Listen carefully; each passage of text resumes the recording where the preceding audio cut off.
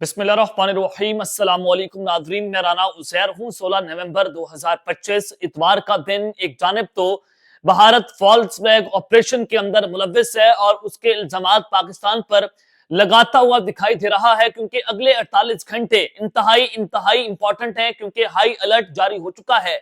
और उस सारी सूरत हाल के अंदर आज फील्ड मार्शल आसिम मुनीर पहली मर्तबा ऑपरेशन सिंदूर के बाद मंजरेआम पर और उनकी जानिब से ऐलाने जंग कर दिया गया है। और उनकी जो स्टेटमेंट है उसने भारत को निशाने इबरत बना डाला है। कुछ अहम तरीन तफसीलात आ रही हैं फील्ड मार्शल की जानिब से। वो डिटेल्स तो आपके सामने रखी जाएंगी कि सूरत हाल किस जानिब जाती हुई दिखाई दे रही है। लेकिन वहीं पर दूसरी जानिब पूंछ और राजौरी सेक्टर से जो खबरें आ रही हैं कि मकबूजा कश्मीर इस वक्त मैदान जंग बन चुका है और पूंछ राजौरी सेक्टर में हालात भारतीय फौज के हाथ से निकल चुके हैं। जी हाँ, भारतीय फौज को पिस्पाई का वहां पर सामना करना पड़ा है। वो हथियार डालने पर मजबूर हो गए हैं। ये क्या तफसीलात हैं वो डिटेल्स भी आपको बताई जाएंगी। और फिर तीसरी अहम तरीन ब्रेकिंग न्यूज के दारुल हुकूमत के अंदर इस फौज को तलब कर लिया गया है और मोदी का धड़न तख्ता होने जा रहा है। नरेंद्र मोदी के पास आखिरी चंद घंटे बाकी रह चुके हैं। ये बहुत बड़ी ब्रेकिंग न्यूज है, इस पर भी बात करनी है। लेकिन आगे बढ़ने से पहले मेरी आप सबसे दरख्वास्त होगी कि आपने इस चैनल को लाजमी सब्सक्राइब करना है, वीडियो को लाइक करें, शेयर करें। कमेंट सेक्शन में आपने पाकिस्तान जिंदाबाद, पाक फौज पाइंदाबाद का नारा भी कमेंट में जरूर लगाना है।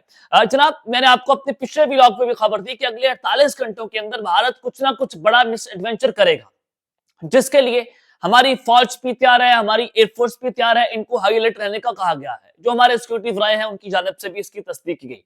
अब भारतीय आप दोस्त हैं, पाकिस्तान की जो पानी है यानी कि जो अरेबियन सी है, पानियों के अंदर उसने दाखिल करने की कोशिश की। और जो स्पेशल इकोनॉमिक जोन भी है हमारा, वहां पर भी इंडिया की नेवी की तरफ से जो हमारे 80 नॉटिकल माइल्स हैं, जहां पर भारत कभी भी दाखिल नहीं हो सकता या वहां पर फिजाई हदूद को, समुद्री हदूद को बंद नहीं कर सकता अक़वाम मुत्तहिदा के कवानीन के मुताबिक। लेकिन भारत ने वो किया और उनकी पहले भी जो बॉट है, इनकी कश्ती है, वो पाकिस्तान के पानियों में दाखिल हुई है। पाकिस्तान ने उनमें से 8 मछेरे जो है उनको गिरफ्तार भी किया।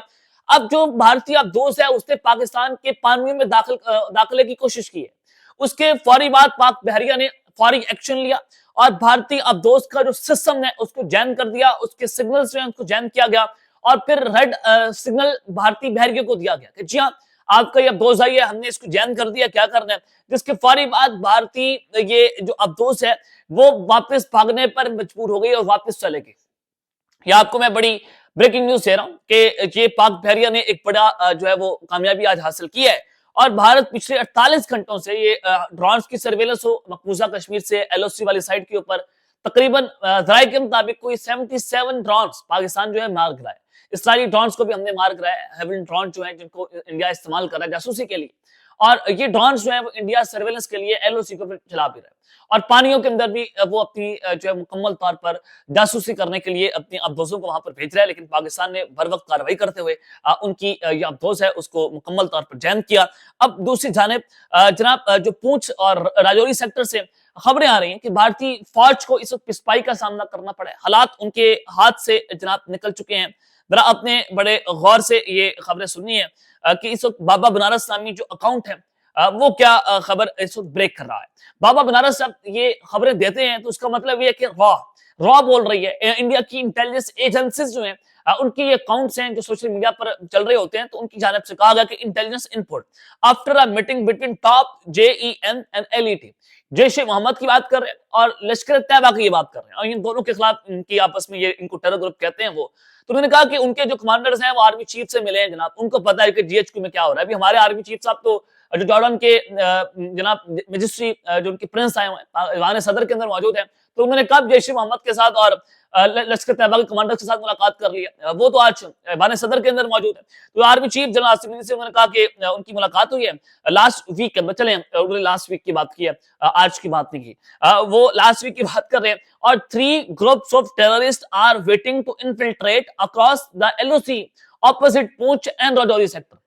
उन्होंने कहा कि 3 जो दहशतगर्द ग्रुप्स हैं वो एलओसी को इन्फिल्ट्रेट करने की कोशिश कर रहे हैं, दरअंदाजी करने की कोशिश कर रहे हैं और वो इस वेट कर रहे हैं जो ऑपोजिट है एलओसी साइड के ऊपर पूंछ और राजौरी सेक्टर में। स्पॉटेड इन निजापीर निकियाल एंड करेला सेक्टर ऑफ पीओके। है। वो कह रहे हैं कि वो जो ग्रुप्स हैं वो इन 3 सेक्टर्स के अंदर जो है वो देखे गए हैं और वो उसमें अंदाजी करने की कोशिश कर रहे हैं और हमारी सरहद को क्रॉस करने की कोशिश कर रहे हैं।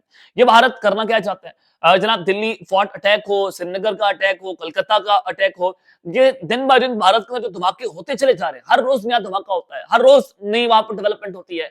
तो भारत उसको जोड़ने की कोशिश कर रहा है पाकिस्तान के साथ। अब इन्होंने मकबूजा कश्मीर के हालात भी खराब कर दिए। अब इसका मतलब यह है कि भारत जो है वो अपनी नाकामियों को पाकिस्तान पर गिराता हुआ दिखाई दे रहा है। अब राजौरी, पूंछ सेक्टर के अंदर रोजाना की बुनियाद पर भारतीय फौज पर हमले हो रहे हैं। मैं आपको खबरें भी दे रहा होता हूं कि मकबूजा कश्मीर के अंदर कभी भारतीय फौज के कन्वॉय के ऊपर अटैक होता है, कभी इन पर डायरेक्ट फायरिंग हो जाती है, इनके फौज भी मारे जाते हैं। तो जब रोजाना की बुनियाद पर इन पर हमले हो रहे हैं, इनके कमांडोज जो है वो मारे जा रहे हैं, जब अपनी नाकामियों का जब पर्दा है वो पाकिस्तान के ऊपर ही डालने की कोशिश कर रहे हैं, तो आसान हल है कि पाकिस्तान के ऊपर इल्जाम लगा दो। तो आप ये भी देखें कि ये वही पुराना बयानिया है जो हर छोटे या झूठे ऑपरेशन से पहले भारत जो है वो इस्तेमाल करते हैं। असल हकीकत क्या है? भारत जो है उसके जो साउथ कश्मीर है, आप बात करें कि वहां पर भी और हालात जो है उनके कंट्रोल से बाहर निकल रहे हैं। पूंछ के अंदर पिछले 17 महीनों से कुछ 40 से ज्यादा भारतीय फौजी जो है वो मारे गए। Number one. दूसरा ये कि जो ये भारतीय फौज है या मोदी सरकार है, ये इन्फिल्ट्रेशन का बहाना कर रही है, ड्रामा कर रही है और इनके अपने जो लोग हैं वो मारे जा रहे हैं, वहां पर फौजी मारे जा रहे हैं, उनके हालात इनके हाथ से निकल रहे हैं। कश्मीर के अंदर जो भारतीय फौज है उसको पुष्पाई का सामना करना पड़ रहा है। तो इस तरह की खबरें रॉ ने इस वक्त चलाना जो है वो शुरू कर दी है। तो इसका मतलब यह है कि भारतीय फौज जो है असल में कश्मीर के अंदर फेल हो गई है और कश्मीर जो है वो अब आजाद होने जा रहा है। बहुत मुश्किल है दायरा, ये इसमें कोई ये नहीं है कि कल आजाद हो जाएगा, परसों आजाद हो जाएगा, लेकिन हालात उनके लिए आउट ऑफ कंट्रोल जो है वो हो रहे हैं। ये राजौरी से और पूंछ सेक्टर से खबरें आ रही हैं। अब जब आपको मैं कह रहा हूं कि फील्ड मार्शल आसिम मुनीर की जानिब से भी आज तबले जंग बजाया गया, बड़े अरसे लंबे अरसे के बाद उन्होंने आज मीडिया से इंटरेक्शन की है। आमतौर पर वो मीडिया इंटरेक्शन नहीं करते, उस पर सेल राइज वाले मामले के ऊपर भी वो उन्होंने कंट्रोवर्सी का जवाब दिया था। तो आज फील्ड मार्शल साहब ने जनाब जो स्टेटमेंट दे दी है उसने तबले जंग बजा कर रख दिया, भारत को निशाने इबरत बना दिया। फील्ड मार्शल आसिम मुनीर साहब ने आज जो है वो मीडिया इंटरेक्शन की, ऐवान सदर में मौजूद थे। तो उन्होंने कहा कि पाकिस्तान की फौज अल्लाह की फौज है, हमारे सिपाही अल्लाह के नाम पर लड़ते हैं। भारत ने दोबारा जंग मुसल्लत की, वैसे ही जवाब दिया जाएगा जैसे मई में दिया। अल्लाह पाकिस्तान को बहुत सरफराज करे। ये एक बड़ी अहम और टाइमिंग्स के ऊपर आई है कि जब अगले 48 घंटों में हाई अलर्ट जारी किया गया और हमारे फील्ड मार्शल कह रहे हैं कि वो जवाब देंगे जो हमने मई के अंदर दिया, उससे दुगना जवाब देंगे। टाइमिंग्स बहुत अहम है कि उन्होंने भारत को आज जवाब दे दिया है और उन्होंने कहा कि हम अल्लाह के नाम पर लड़ते हैं। यानी कि फिर क्या होगा? फिर यही होगा कि अगर भारत हमला करेगा फिर दुनिया देखेगी। ये कोई भारत तबाह नहीं होगा, फिर आधी दुनिया हम साथ लेकर जाएंगे। अकेला पाकिस्तान या भारत नहीं जाएगा।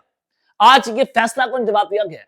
आज भारत जो है वो इसके तर्जमे कर रहे हैं मुख्तलिफ जुबानों के अंदर के ये हो क्या गया हमारे साथ। हमारी फौज इस कदर जो है इस हाई अलर्ट के ऊपर इस कदर उन्होंने वॉर प्रिपेयर्डनेस की हुई अपनी कि अगर भारत अटैक करे हम तो ताक के अंदर बैठे हैं। आज की स्टेटमेंट के बाद तो ये लग रहा है कि हम ताक के अंदर बैठे हैं। हमारी फौज मुकम्मल किस्म की तैयारियां करके बैठी हुई, टेक्नोलॉजी और डिप्लॉयमेंट्स हमारी हुई है।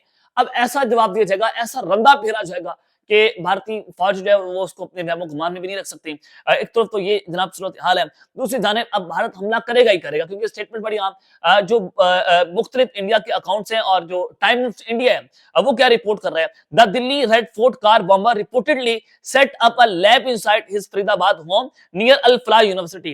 यानी कि जो कार बॉम्बर था दिल्ली के अंदर, उन्होंने कहा कि उसने फरीदाबाद के अंदर अपने घर के अंदर एक लैब बनाई हुई थी अल फलाह यूनिवर्सिटी के करीब, वेयर जहां पर वो आईईडीज को टेस्ट करता था और एक्सप्लोसिव डिवाइसेस जो हैं वो पाकिस्तानी हैंडलर्स के साथ उससे गाइडेंस ले रहा था। ये टाइम्स ऑफ इंडिया कह रहा है। अंदाजा करें कि ये फॉल्स फ्लैग ऑपरेशन तो साबित हो गया। दिल्ली का अटैक ये पाकिस्तान की हैंडलर्स के साथ जोड़ने की कोशिश कर रहे हैं। हालांकि पाकिस्तान को क्या पता भाई दिल्ली के अंदर क्या हो रहा है। हमें क्या लगे दिल्ली के अंदर हमला हुआ या नहीं हुआ। ये हर छोटा हमला, हर बड़ा हमला पाकिस्तान के ऊपर इल्जाम लगा देते हैं। सोर्सेस से ही experimented with detonators and shrapnel mixes and timing circuit for planned attacks. उन्होंने कहा कि उन्होंने मुकम्मल प्लानिंग की हुई थी अटैक्स करने की और वो हर तरह के एक्सपेरिमेंट्स वहां पर कर रहे थे। तो यहाँ से आप अंदाजा लगा सकते हैं भारत की घबराहट का, भारत की फरफराहट का, वो किस कदर इस वक्त परेशान है, बेचैन है, फ्रस्ट्रेट है। कहीं ना कहीं हमें मौका मिले हम पाकिस्तान के ऊपर जब हमला दाग दें। तो एक तरफ तो ये सूरत हाल है, दूसरी जानिब जब आपको मैं कह रहा हूं कि मोदी का दर तख्ता होने जा रहा है और दारुल हुकूमत ने फौज जो है वो तलब कर ली है। कल जनाब ढाका के अंदर एक बहुत अहम फैसला होने जा रहा है और मोस्ट प्रोबेबली जो ज़राए हैं उनके मुताबिक तो ये कंफर्म खबर है कि हसीना वाजिद जो भागकर जो है भारत चली गई, उनका कूप हुआ, उनके खिलाफ जो वहाँ पर बगावत हुई बांग्लादेश में, स्टूडेंट्स यूनियन खड़ी हो गई थी और हसीना वाजिद को मुल्क छोड़कर फरार होना पड़ा था। कल हसीना वाजिद को फांसी की सज़ा जो है वो उनकी सुप्रीम कोर्ट जो है वो सुनाने जा रही है ढाका के अंदर और वहाँ पर फौज को तलब कर लिया क्योंकि कुछ मोहम्मद यूनुस की जो गवर्नमेंट है उनके खिलाफ प्रोटेस्ट शुरू किए गए। जो इंडियन बैक वहाँ पर कुछ लोग बैठे होते हैं रॉ के उनके खिलाफ बांग्लादेश की मिलिट्री ने जो है वो अपनी क्रैकडाउन भी शुरू कर दिया है। तो हसीना वाजिद जो है उनको कल फांसी की सजा होने जा रही है, साबिक वज़ीर-ए-आज़म को। और वो भारत इस वक़्त बैठी हुई हैं वो भारत भागी हुई हैं और भारत के कहने पर उनके इंडियन मीडिया को इंटरव्यूज़ भी दे रही हैं पाकिस्तान के खिलाफ। तो ये कल एक बहुत बड़ा सेटबैक होगा। ये मोदी का धर्म तख्ता कल होने जा रहा है। बांग्लादेश ने कल मोदी का धर्म तख्ता कर दिया क्योंकि नरेंद्र मोदी उनकी गवर्नमेंट ये चाहती है कि हसीना वाजिद वापस आए, भारतीय नवाज़ हुकूमत वहाँ पर आए और पाकिस्तान को मुँहतोड़ जवाब दिया जाए।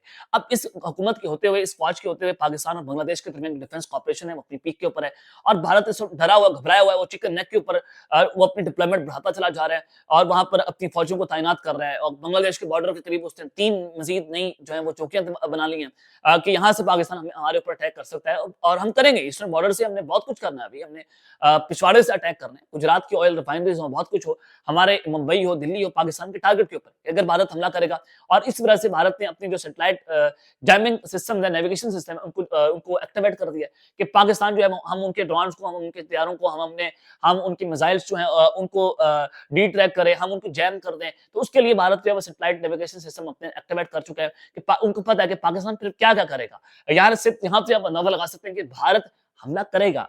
कल करे, परसों करे, हफ्ते बाद करे, उसे करना है। तो ये तफ़सीलात मैंने आपके सामने रखी हैं कि अगले 24 घंटे बहुत अहम हैं और जो हसीना वाजिद है उनको फांसी होने जा रही है और ढाका के अंदर इस वक़्त फ़ौज जो है उनको तलब कर लिया गया है क्योंकि हालात बिगड़ सकते हैं ना। भारत जो है वो कुछ ना कुछ बड़ा कर सकता है और ऑलरेडी भारत और बांग्लादेश का फंडा पड़ा हुआ है। अब तक के लिए इतना ही, अपना ख्याल रखिएगा और इस्लाम पे नाज़िम अल्लाह ने के बाद पाकिस्तान ज़िंदाबाद।